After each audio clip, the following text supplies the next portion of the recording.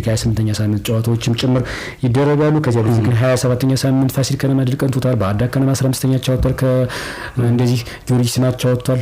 ከድል ከተከታታይ ድል መልስ አቻውቷል። እኒና ሌሎች ነጥቦችን ጉዳዮችንም እናንሳ። አልክ ነው 27ኛው ሳምንት ሲቢ የኢትዮጵያ ፕሪሚየር ሊግ ከባለፈው እንዲሰኞ ጀምሮ ነበር መደረግ የጀመረው።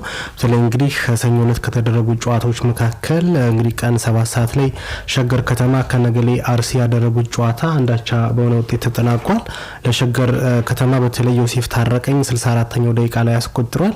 ከዛ በፊት ግን ለነገሌ አርሲ ከቤ ብዙነህ 60ኛው ደቂቃ ላይ ጎል አስቆጥሮ መሪ አድርጓቸው ነበር። ዮሴፍ ታረቀኝ ጎል አስቆጥሮ ሸገር ከተማ ነጥብ ተጋርቶ እንዲወጣ አስችሎታል ማለት ነው። በሌላ ጨዋታ ምናልባት መቀለ ሰባ እንደርታ ወልዋሎ አዲግራት ዩኒቨርሲቲን 2-1 ያሸነፈበት ጨዋታ ነበር።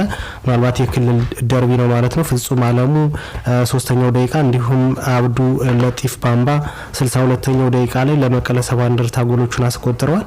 ለወልዋሎ አዲግራት ዩኒቨርሲቲ ደግሞ ዳዊት ገብሩ በ63ኛው ደቂቃ ላይ እንግዲህ ከሽንፈት ያልታደገቻቸውን ጎል ማስቆጠር ችሏል ማለት ነው። በሌላ ጨዋታ ደግሞ እንግዲህ አርባ ምንጭ ከተማ ከቅዱስ ጊዮርጊስ ያደረጉት ጨዋታ ነበር። ቅዱስ ጊዮርጊስ ምናልባት አሁን ከፋይናንሻል ችግር ወጥቶ ተከታታይ ድሎችን አስመዝግቦ ነበር። አሁን በዚህኛው ጨዋታ ደግሞ ነጥብ ተጋርቶ መውጣት ችሏል ማለት ነው። ለቅዱስ ጊዮርጊስ ፍጹም ጥላሁን በ29ኛው ደቂቃ እንዲሁም ተገኑ ተሾመ 36ኛው ደቂቃ ላይ ጎል አስቆጥረው መሪ ማድረግ ችለው ነበር ማለት ነው። 2-0 ሲመሩት የነበረውን ጨዋታ ነው እንግዲህ በተለይ ጁሩም ፊሊፒና ማማዱ ሴኮ በ97ኛው ደቂቃ ላይ ጎል አስቆጥሮ ሁለታቻ እንግዲህ እንዲወጡ አስችሏቸዋል ማለት ነው። አርባ ምንጭ ከተማም እንግዲህ ከጨዋታው አንድ ነጥብ እንግዲህ ይዞ እንዲወጣ አስችሏቸዋል ማለት ነው። በሌላ ጨዋታ ምናልባት ኢትዮ ኤሌክትሪክ ከአዳማ ከተማ ያደረጉት ጨዋታ አዳማ ጠንካራ እንደነበረ ይታወሳል። አሁን ግን ተደጋጋሚ ጨዋታዎችን እንግዲህ ማሸነፍ እየተቸገረ ሲያሸንፍም ተቸግሮ እንደሆነ እያየን ነው የሚገኘው ማለት ነው። ኢትዮ ኤሌክትሪክ ከ43ኛው ደቂቃ ላይ ያሬድ የማነ ባስቆጠራት ጎል እንግዲህ ሙሉ 3 ነጥብ ይዘው መውጣት ችሏል ማለት ነው።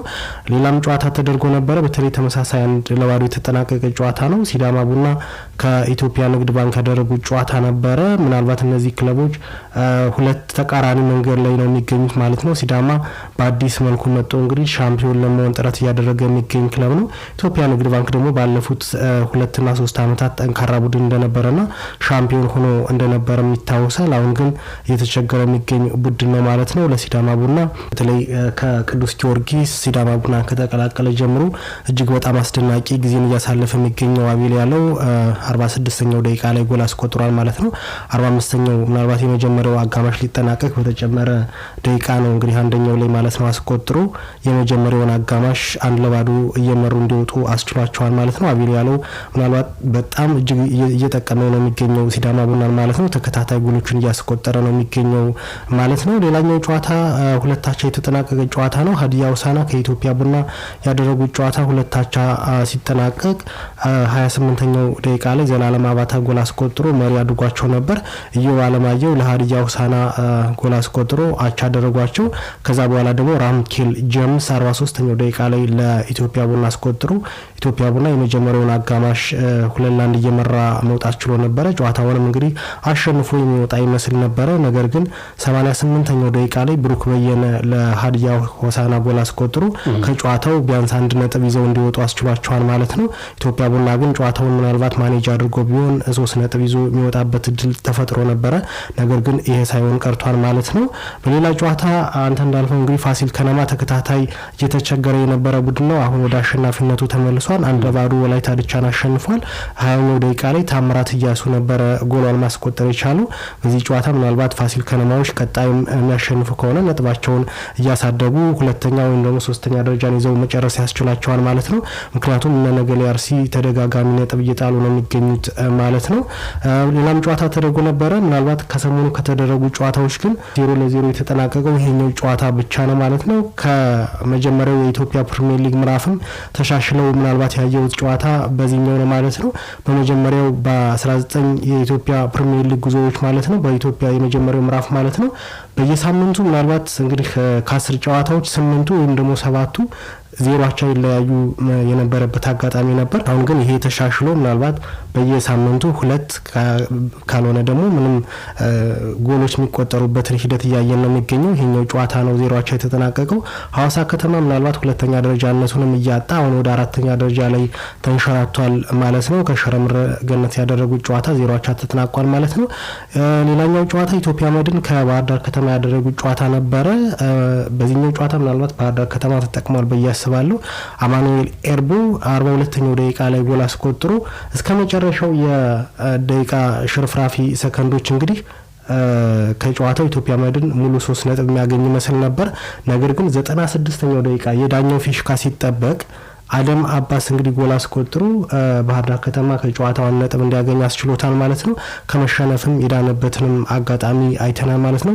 እግር ኳስ በእንደዚህ አይነት ሁኔታዎች ነው እንግዲህ የሚወደደው ማለት ነው። በሽርፍራፊ ሰከንዶች ታምር የምናይበት እግር ኳስ እንግዲህ 96ኛው ደቂቃ ላይ ጎል አስቆጥረው ባህር ዳሮች ከጨዋታው ነጥብ ተጋርተው ወጥተዋል ማለት ነው። ሌላኛው ጨዋታ ድሬዳዋ ከተማ ከመቻል ያደረጉት ጨዋታ ነበረ። መቻል ጨዋታውን 2-1 በሆነ ውጤት ነው ማሸነፍ የቻሉት። በዚህኛው ጨዋታ ምናልባት መሐመድ ኑር ናስር 6ኛው ደቂቃ ላይ ጎል አስቆጥሮ ጨዋታውን እንግዲህ ገለውት የሚወጡ መስል ነበረ። ኤርሊ ጎል ተቆጥሮ እንግዲህ ምናልባት ድሬዳዋም የሚያሸንፍ ይመስል ነበረ። ነገር ግን 15ኛው ደቂቃ ላይ አለም ብርሃን ይግዛውና 40ኛው ደቂቃ ላይ አሊንኮስ ኮፊ ጎል አስቆጥረው እንግዲህ መቻሎች አሸንፈው እንዲወጡ አስችሏቸዋል። የደረጃ ሰንጠረዡን ለማየት ያክል ሲዳማ ቡና እንግዲህ የብቻው ተነጥሎ 51 ነጥቦችን ሰብስቦ እየመራ ነው የሚገኘው። መቻል ነው አሁን ሁለተኛ ላይ የሚገኘው 43 ነጥቦች አሉት ማለት ነው። ምናልባት ገብረ መስቀል ግን ካየን ነገሌ አርሲ 43 ነጥብ አለው። ግን የጎል ክፍያውን ስታይ መቻል 13 አለው፣ ነገሌ አርሲ ደግሞ 7 የጎል ልዩነት ነው ያለው። በዚህ ምክንያት እንግዲህ ሶስተኛ ላይ ተቀምጧል። ሐዋሳ ሁለተኛ ላይ ተቀምጦ ነበረ። ሲዳማ ቡናንም እንግዲህ ደረስኩብህ እያለ የነበረ ክለብ እንደሆነ አይተናል። ትክክለኛ የዋንጫ ተፎካካሪውም ሐዋሳ ይመስል ነበር። አሁን ግን እየተሸራተተ ደረጃውን አራተኛ ላይ ማስቀመጥ ችሏል ማለት ነው። 42 ነጥቦች አሉት።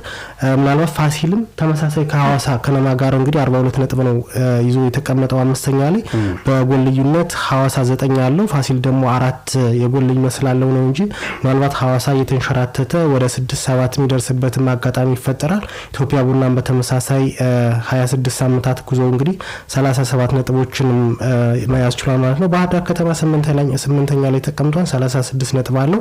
የጎል ልዩነትን ካየህ ግን አንድ ብቻ ነው ያለውና የተቆጠሩበትና ያስቆጠራቸው ጎሎች ልዩነቶች እንግዲህ ተቀንሰው ነው የንጹህ ጎል የሚባለውና አንድ ብቻ ነው ያለው። ምናልባት ቀጣይ ሳምንታት ላይ የሚቆጠርበት ከሆነ በኔጌቲቭ እንዳይጨርስ ያስፈራል። ምናልባት ይሄ ደግሞ የሚያሳየው የአጥቂዎችን የመዛልና በአጥቂ መስመር ያሉትን ክፍተቶች በግልጽ የሚያሳይ ቁጥር ነው ማለት ነው። ወራዊ ቀጠናው ላይ ምናልባት ተመረገነሽና ወልዋሎ ዓዲግራት ዩኒቨርሲቲ፣ መቀለ ሰባ እንደርታ እንዲሁም አርባ ምንጭ ከተማ 29 26 እና 23 ነጥቦችን ሰብስበው ተቀምጠዋል ማለት ነው። ምናልባት የቀጣይ ሳምንታትንም የምናይ ነው የሚሆነው። አቤል ያለው ግን እስካሁን ባለው ጉዞ 12 ጎሎችን አስቆጥሮ የከፍተኛ ጎል አስቆጣሪነቱን እየመራ ነው የሚገኘው። በቅዱስ ጊዮርጊስ ቤት 9 ጎሎችን አስቆጥሮ ነበር። አሁን ደግሞ ሲዳማ ቡናን ከተቀላቀለ በኋላ እንግዲህ 4 ጎሎችን ጨምሮ 12 ላይ ደርሷል ማለት ነው። ከፍተኛ ጎል አስቆጣሪነቱን እየመራ ይገኛል። አዲስ ግዳይ 10 ጎሎች አሉት። የኢትዮጵያ ንግድ ባንክ ተጫዋች እንደሆነ ይታወቃል ማለት ነው። በብሔራዊ ቡድን ደረጃ እንዳልተጠራ እየተናገርን ነበር ማለት ነው። ድንቅ አጥቂ ነው። ነገር ግን በብሔራዊ ቡድንም ሳይጠራ ቀርቶ እንደነበር አይተናል። ዳንኤል ታምራት እያሱ ደግሞ 9 ጎሎች አላቸው። ሽመልስ በቀለ፣ ጌታነህ ከበደ፣ ሲሞን ፒተር፣ አህመድ ሁሴን፣ አቡበክር አዳሙና መሐመድ ኑር ናስር ደግሞ 77 ጎሎችን አስቆጥረው እየተከተሉ ነው የሚገኘው ማለት ነው። ገብረ መስቀል ካየን ግን 28ኛው ሳምንት ምናልባት ነገ ነው የሚጀምረው። ነገ ከሚደረጉ ጨዋታዎች መካከል በተለይ 10 ሰዓት ላይ ፋሲል ከነማ ከመቀለ ሰባ እንደርታ ጨዋታቸውን ያደርጋሉ ማለት ነው። በሌላ ጨዋታ ደግሞ ወልዋሎ ዓዲግራት ዩኒቨርሲቲ ከኢትዮጵያ ንግድ ባንክም ጨዋታቸውን ያደርጋሉ ማለት ነው። እሁድ በተለይ ኢትዮጵያ ቡና ከአርባ ምንጭ ከተማ ቀን 7 ሰዓት ላይ ይደረጋል። ነገሌ አርሲ ከሀዲያ ሆሳዕናም በተመሳሳይ 10 ሰዓት ላይ የሚደረግ ጨዋታ ነው ማለት ነው።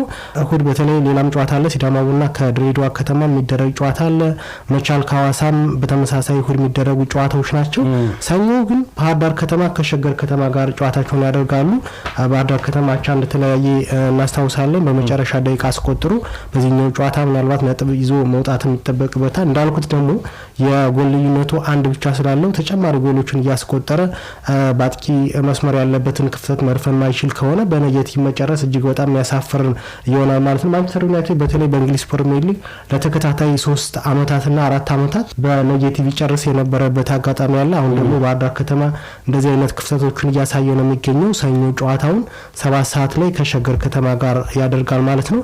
ኢትዮ ኤሌክትሪክ ከኢትዮጵያ መድን 10 ሰዓት ላይ ጨዋታቸውን ያደርጋሉ። በሌላ ጨዋታ ደግሞ መረገን ሽረ ከወላይታ ድቻ በተመሳሳይ ሰኞ 10 ሰዓት ላይ በሐዋሳ ዩኒቨርሲቲ ስታዲየም ጨዋታቸውን የሚያደርጉ ነው የሚሆነው። ቅዱስ ጊዮርጊስ ከአዳማ ከተማ ደግሞ ማክሰኞ ቀን 9 ሰዓት ላይ የሚደረግ ጨዋታ ነው። በአበበ ቢቂላ ስታዲየም የሚደረግ ጨዋታ ነው ማለት ነው። ቅዱስ ጊዮርጊስ ከአዳማ ምናልባት ትልቅ ጨዋታ ነው ማለት ነው። ቅዱስ ጊዮርጊስ በተከታታይ እያሸነፈ ነው የሚገኘው፣ ነጥቦችን እየሰበሰበ ይገኛል ማለት ነው። አዳማን በተመሳሳይ ነጥቡን እያሻሻለ የፕሪሚየር ሊጉ ላይ እንግዲህ ከወገብ በላይ ለማጠናቀቅ የሚያደርጉት ፉክክር ይጠበቃል ማለት ነው። አድማጮች